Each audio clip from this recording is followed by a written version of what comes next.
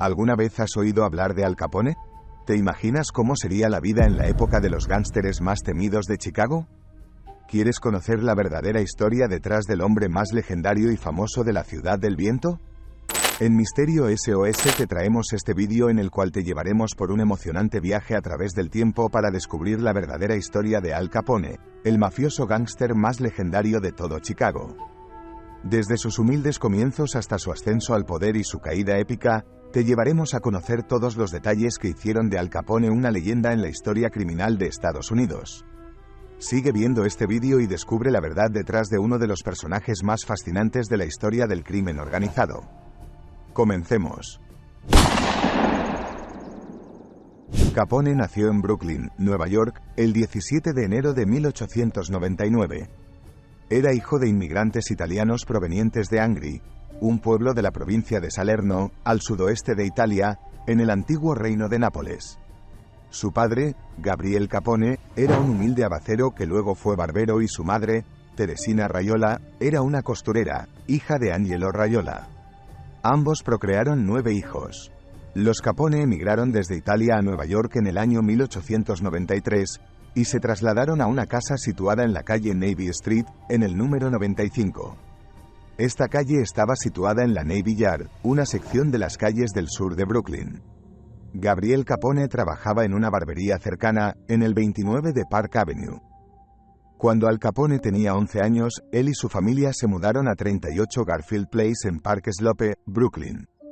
Después, abandonaría los estudios de quinto grado en la escuela, a la edad de 14 años, al ser castigado por sus repetidas ausencias y golpear a una profesora, para después irse a trabajar a diferentes lugares. De dependiente en una confitería, de mozo para todo en una bolera y finalmente en una fábrica de cartón. Cerca había un billar, donde Capone jugaba con su padre. No se le daba mal. El futuro gángster llegó a ser el campeón del barrio. En esa época Capone conoció al gángster calabrés Johnny Torrio, 17 años mayor que él y formado en bandas de Manhattan. Era este un hombre de talante reflexivo, que prefería la diplomacia y la alianza a la violencia, aunque no dudaba en usarla implacablemente si no había otro remedio. El joven Capone aprendió de él hasta el punto de que Torrio llegó a convertirse en su mentor y él en su mano derecha. Johnny Torrio introdujo al joven Capone en diferentes bandas juveniles de ladrones como The Junior 40 Thieves, Five Points Junior o los famosos Five Points Gang, la banda juvenil más peligrosa de aquellos tiempos, cuyo principal negocio era dar palizas por encargo. El asesinato costaba $100. Aquí comenzó la carrera criminal de Capone y aprendió a manejar los puños y la pistola. Poco tiempo después, se convirtió en guardaespaldas del mafioso Frankie Yale y Antonio Tony el Malo Torelli, quien encomendaba a Capone tareas como las de extorsionar a los diferentes propietarios de negocios para que le cedieran una parte de sus beneficios. En esa época trabajó como camarero y guardaespaldas en un club nocturno del ya citado gángster siciliano Francesco Joele Oguale, llamado Frankie Yale para evitar su impronunciable apellido. Una noche, Capone se emborrachó en este club e insultó a una de las chicas que trabajaba allí, provocando así una pelea entre él y el hermano de la chica, Frank Galluccio, quien con una navaja marcó 3 veces en la cara a Capone. De ahí nació su famoso apodo de Scarface, cara cortada, ya que esos navajazos que recibió en la cara le dejaron 3 cicatrices considerables en la parte izquierda de la cara, desde la oreja al mentón. Al día siguiente, Capone fue a disculparse con Galluccio, por órdenes de Yale, y entonces dejó de ser guardaespaldas del local, aunque siguió trabajando para Frank Yale. Capone, normalmente vengativo e implacable, no lo fue esta vez. Incluso contrató a Galluccio como guardaespaldas y se inventó la historia de que sus cicatrices las debía a la explosión de una granada cuando combatía en Francia. De hecho, nunca fue llamado a servir en otras guerras que en las de Lampa. Solamente cuidó de que a partir de entonces lo fotografiaran siempre exclusivamente por el lado derecho. El 30 de diciembre de 1918, Capone se casó con una dependienta, la irlandesa Mary Josephine Collin, más conocida como Mae Collin, que había dado a luz a su único hijo el 4 de diciembre de ese año, Albert Francis Capone. La pareja vivió en Brooklyn durante un año. En 1919 se trasladaron a Amityville, Long Island, para estar cerca de Run Row. Al Capone aún trabajaba para Frankie Yale y se cree que había cometido ya al menos 2 asesinatos. Y estaban a punto de acusarlo de un tercero. La víctima estaba en el hospital, pero se repuso cuando abandonó para siempre Nueva York y se refugió en Chicago en 1919, según otros, en 1920 o incluso en 1921. Reclamado por su mentor Johnny Torrio, quien trabajaba en bastantes ocasiones allí, reclamado por James Big Jim Colosimo, casado con la Madame Victoria Moresco, tía de Torrio, y ambos se incorporaron a su banda. Colosimo era el rey del vicio de Chicago en aquellos tiempos. Poseía entre diversos negocios el famosísimo Café Colosimo y los mejores y peores burdeles de los 1000 que había en la ciudad en el barrio rojo de Chicago, llamado DLB. De particular lujo había sido, por ejemplo, el mítico Everleigh Club, tenido por el mejor de los Estados Unidos, pero desmantelado en 1912. Y no le iban a la zaga el Victoria y el Saratoga. Solo su esposa, antigua Madame, regía un centenar y había bautizado con su nombre el Victoria. Pero como las meretrices tenían una carrera muy corta, apenas 5 años antes de contraer enfermedades venéreas, Colosimo se dedicaba también a la trata de blancas con su socio Maurice Van Bever.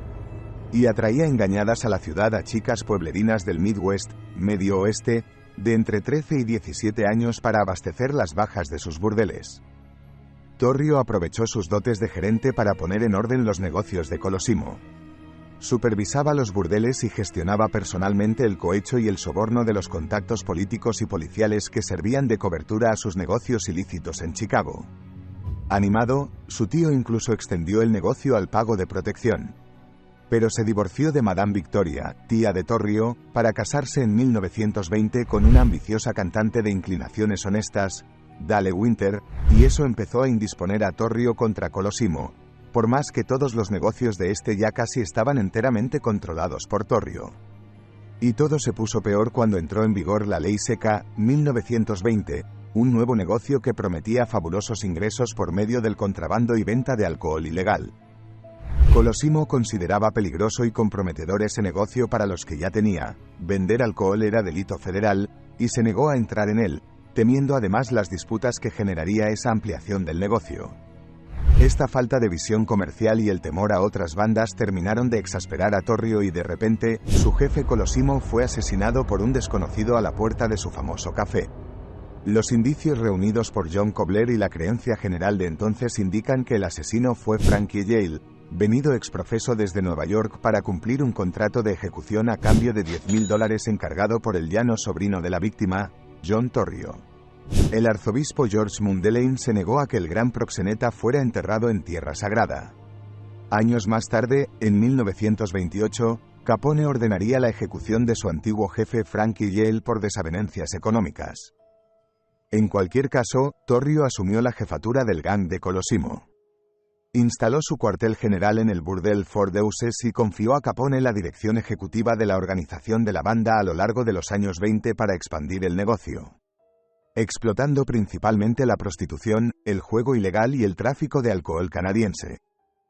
Pero, tal y como había temido Colosimo, el aroma del alcohol había terminado por envenenar la convivencia entre los grupos criminales de Chicago con sangrientas disputas territoriales, dirimidas con frecuencia por medio de modernas metralletas Thompson o el estallido disuasorio de bombas en los locales rivales. Hasta 100 personas murieron en estos atentados durante la década de 1920.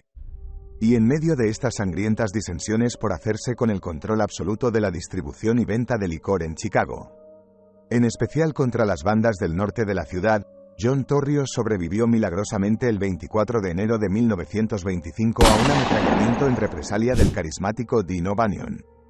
Lo emprendieron Amy Weiss, Vincent Drucci y Bugs Moran. Aparte de las heridas de bala, fue apaleado y quedó al borde de la muerte, librado de ella apenas porque la pistola de Moran se encasquilló cuando iba a darle el tiro de gracia.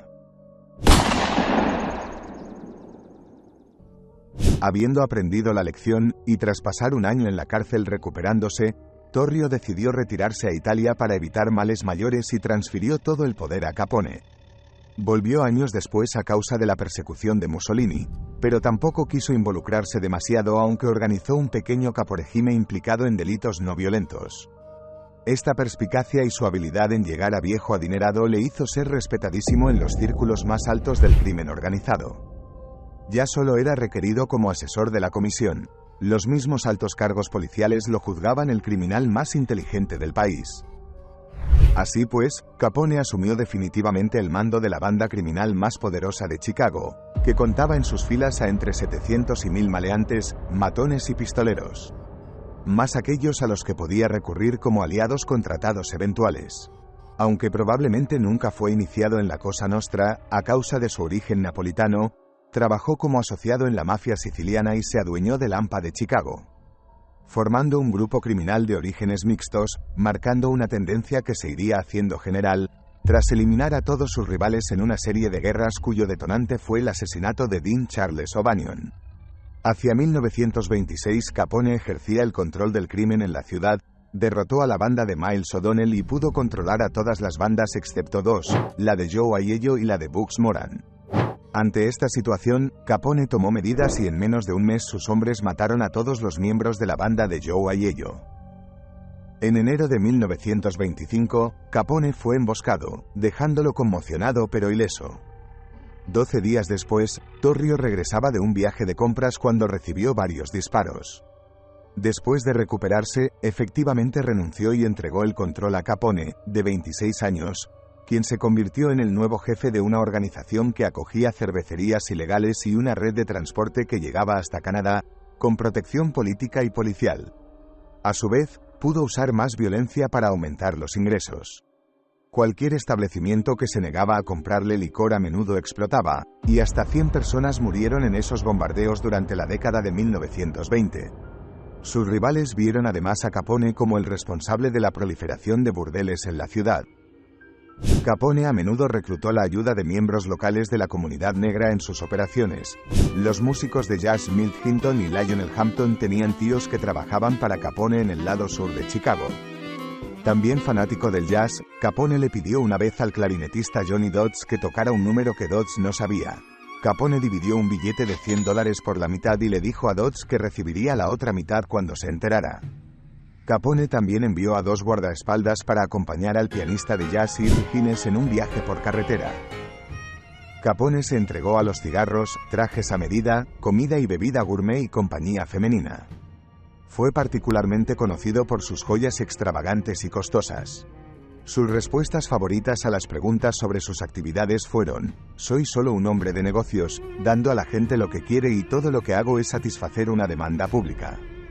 Capone se había convertido en una celebridad nacional y un tema de conversación.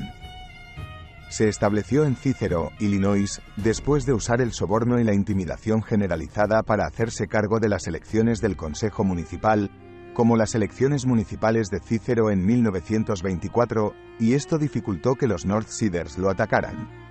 Su conductor fue torturado y asesinado, y hubo un atentado contra la vida de Weiss en el Chicago Loop. El 20 de septiembre de 1926, el North Side Gang usó una estratagema fuera de la sede de Capone en Hawthorne Inn, con el objetivo de atraerlo hacia las ventanas. Hombres armados en varios autos luego abrieron fuego con metralletas Thompson y escopetas en las ventanas del restaurante del primer piso. Capone resultó ileso y pidió una tregua, pero las negociaciones fracasaron. 3 semanas después, el 11 de octubre, Weiss fue asesinado frente a la antigua sede de la floristería O'Banion en Northside. El dueño del restaurante Hawthornes era amigo de Capone, y fue secuestrado y asesinado por Moran y Drucci en enero de 1927. Los informes sobre la intimidación de Capone se hicieron bien conocidos hasta el punto en que se alegaba que algunas empresas, como los creadores de Vineglo, utilizarían supuestas amenazas de Capone como táctica de marketing. Asimismo, los enfrentamientos entre las bandas culminaron con el acribillamiento en un garaje, por parte de gángsters disfrazados de policías, de los 5 jefes de la banda de Bugs Moran, el día de San Valentín el 14 de febrero de 1929. Parte de esa banda había participado en el atentado contra Torrio y a partir de esta revancha, el dominio sobre Chicago de Al Capone fue prácticamente absoluto. Aunque los detalles de la matanza de San Valentín aún se discuten, y nadie fue procesado por el crimen, los asesinatos son atribuidos a Capone y sus hombres, especialmente a Jack Machine Gun McGurn, de quien se piensa podría haber realizado los disparos. Al planear la masacre, Capone intentaba eliminar a su rival, el irlandés Bugs Moran, pero este llegó tarde a la cita y escapó, aunque gravemente herido. La matanza dejó un gran impacto en la memoria popular del país, así como la leyenda de su implacable venganza contra 3 traidores, John Scalise, Albert Anselmi y Joseph Yunta, a los que aplastó cabeza y cuerpo con un bate de béisbol tras convidarlos a una cena en su cuartel general de Hawthorne Inn, en Cícero. Por lo visto, habían conspirado con Joe Aiello para asesinar a Capone. Sus cuerpos fueron descubiertos en un camino solitario de Hammond, Indiana, el 8 de mayo de 1929. Pese a este oculto carácter atrabiliario, Al Capone aprendió de su enemigo, el carismático Dean O'Banion, a ser magnánimo con los pobres y humildes, y mostraba ante la prensa una cara de hombre benefactor. Aunque lo único que le interesaba beneficiar era su imagen pública, contando con que la mayor parte de la opinión común estaba en contra de la puritana ley seca. Además, cuando estalló la Gran Depresión en 1929, Capone creó un comedor de beneficencia que distribuía entre los desempleados sopa gratuita y leche entre los niños en las escuelas. El imperio criminal de Capone, cuyas finanzas llevaba Jake Gusick, constaba de cervecerías, destilerías, tabernas clandestinas, almacenes, flotas de barcos, camiones, nightclubs, casas de juego, hipódromos, canódromos, burdeles, labor unions, asociaciones comerciales e industriales. Desde una habitación del Hotel Lexington, absolutamente controlado por su organización, Capone lo supervisaba todo en medio de un lujo desmedido. Vestía siempre de seda italiana en colores claros, y sus sábanas también eran de seda. Asimismo, Capone creó el Sindicato del Crimen con sus ayudantes Frank Nitti, Luis Campagna, Guido Cicerone, Gusick y Fisetti, Vicente, Encho y Guido Fretes, entre muchos otros, incluidos todos sus hermanos salvo el mayor, Jim Capone, más o menos honesto y que trabajó incluso de alguacil con nombre falso. Al Capone se convirtió en el rey del hampa de Chicago y pese a que su poder no fue mucho más allá de la ciudad, y en particular del municipio de Cícero, donde su influjo era aún más que absoluto, su nombre generaba en todos los bajos fondos del país un sumo temor y respeto. Después de deshacerse de sus rivales y de lograr tener en nómina al alcalde, al jefe de la policía y al 60% de sus efectivos, Capone siguió enriqueciéndose gracias al tráfico ilegal de bebidas alcohólicas ocasionado por la ley seca y a través de su vasta red clandestina de salas de juego. Se calcula que en 1927 la fortuna de Capone ascendía a $100 millones. Ninguna de sus propiedades estaba a su nombre, por lo que no hizo declaración de la renta. Eso precipitaría su caída. A raíz de la masacre del día de San Valentín, Walter A. Strong, editor del Chicago Daily News, decidió pedirle a su amigo el presidente Herbert Hoover una intervención federal para detener la anarquía de Chicago. Organizó una reunión secreta en la Casa Blanca, solo 2 semanas después de la toma de posesión de Hoover. El 19 de marzo de 1929, Strong, junto con Frank Loech de la Comisión del Crimen de Chicago y Laird Bell, presentaron su caso al presidente. En las memorias de Hoover de 1952, el expresidente informó que Strong argumentó que Chicago estaba en manos de los mafiosos, que la policía y los magistrados estaban completamente bajo su control, que el gobierno federal era la única fuerza mediante la cual se podía restaurar la capacidad de la ciudad para gobernarse a sí misma. Una vez ordené que todas las agencias federales se concentraran en el señor Capone y sus aliados. Esa reunión lanzó un ataque de varias agencias contra Capone. Los departamentos del Tesoro y de Justicia desarrollaron planes para enjuiciamientos de impuestos sobre la renta contra gánsteres de Chicago. Se desplegó un pequeño escuadrón de élite de agentes de la Oficina de Prohibición, entre cuyos miembros se encontraba Elliot Ness, contra los contrabandistas. En una ciudad acostumbrada a la corrupción, estos hombres de la ley eran incorruptibles. Charles Schwartz, un escritor del Chicago Daily News, los llamó intocables. Para apoyar los esfuerzos federales, Strong usó en secreto los recursos de su periódico para recopilar y compartir inteligencia sobre el equipo de Capone. Se dice que la fiscal general adjunta Mabel Walker Willebrandt originó la táctica de acusar a figuras criminales obviamente ricas de evasión de impuestos federales sobre la base de sus lujosos estilos de vida. En 1927, la Corte Suprema dictaminó en Estados Unidos v. Sullivan que el enfoque era legalmente sólido. Los ingresos obtenidos ilegalmente estaban sujetos al impuesto sobre la renta. La clave de la condena de Capone por cargos fiscales no fue su gasto, sino la prueba de sus ingresos, y la prueba más valiosa en ese sentido se originó en su oferta de pagar impuestos. Ralph, su hermano y gángster por derecho propio, fue juzgado por evasión de impuestos en 1930. Ralph pasó los siguientes 18 meses en prisión después de ser condenado en un juicio de 2 semanas presidido por Wilkerson. Buscando evitar el mismo destino, Al Capone ordenó a su abogado que regularizara su posición fiscal.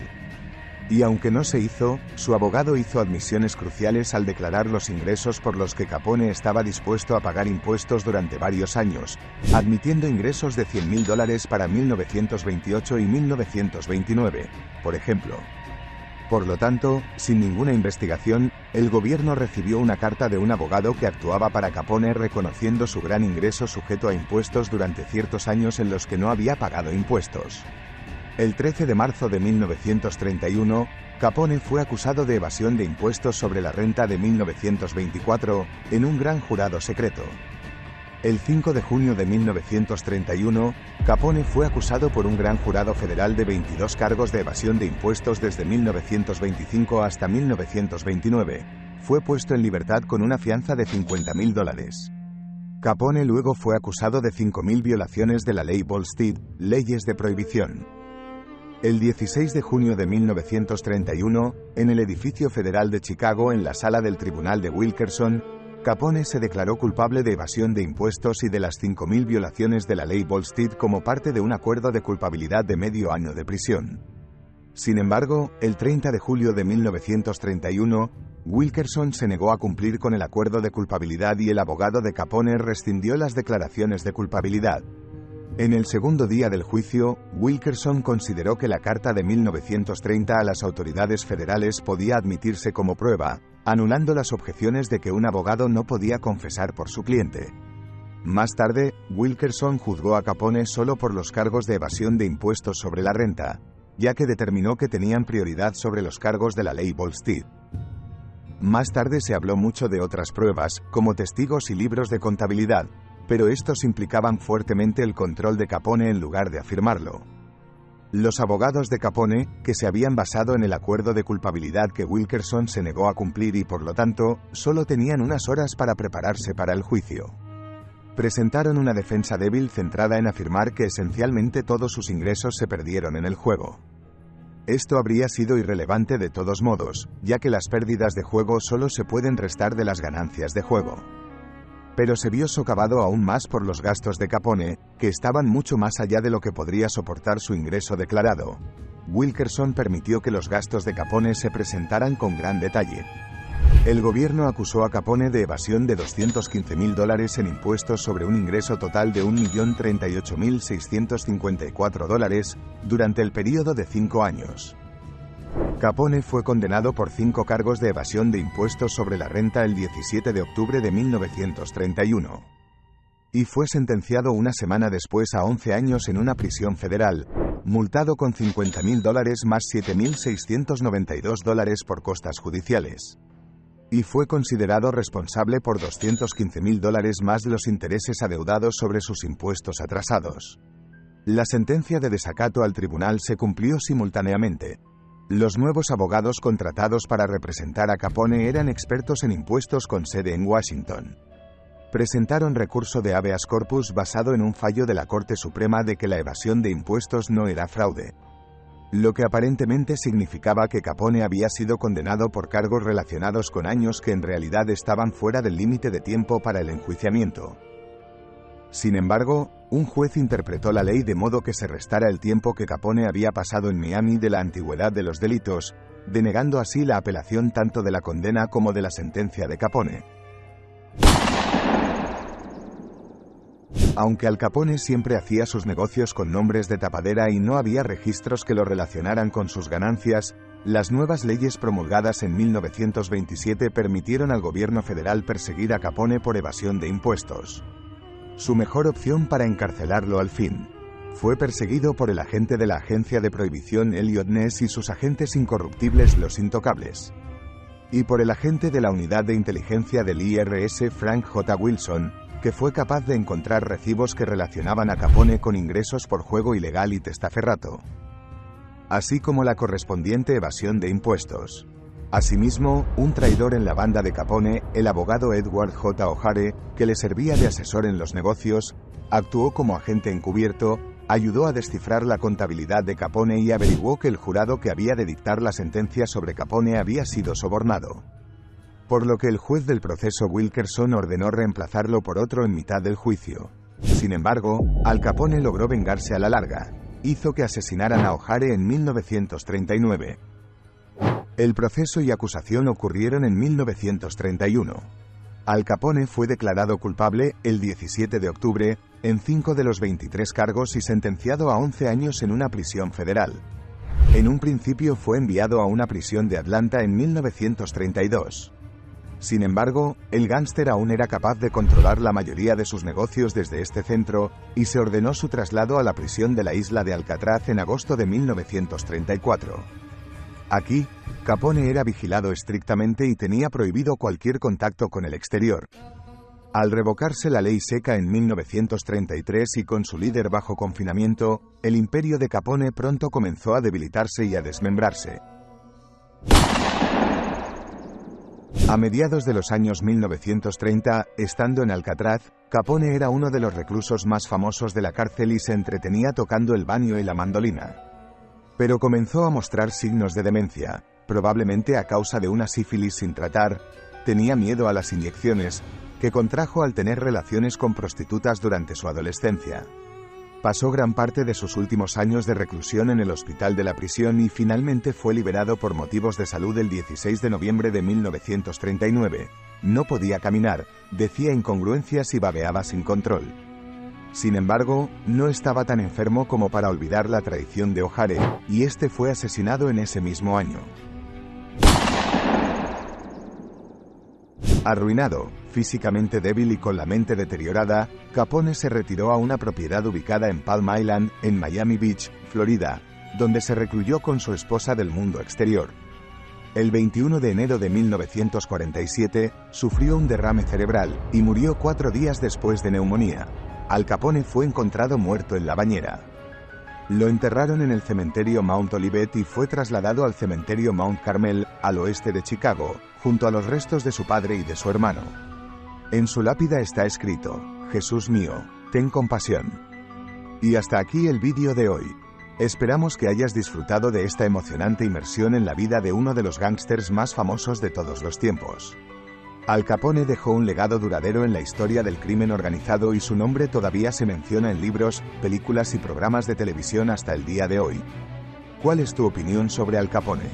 ¿Crees que es justo llamarlo el enemigo público número 1 de los Estados Unidos? ¿Hay algún otro gángster o mafioso del cual te gustaría aprender más acerca de su vida y obra? Nos encantaría leer tu opinión en los comentarios. Y si te ha gustado este contenido, no dudes en suscribirte, darle me gusta y compartirlo con tus amigos. Gracias por quedarte hasta el final y nos vemos en el próximo vídeo.